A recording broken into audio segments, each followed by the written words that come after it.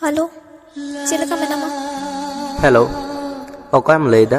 इन दो हिडिंग किदिया से चेद अच्छा ठीक गया दोहयदा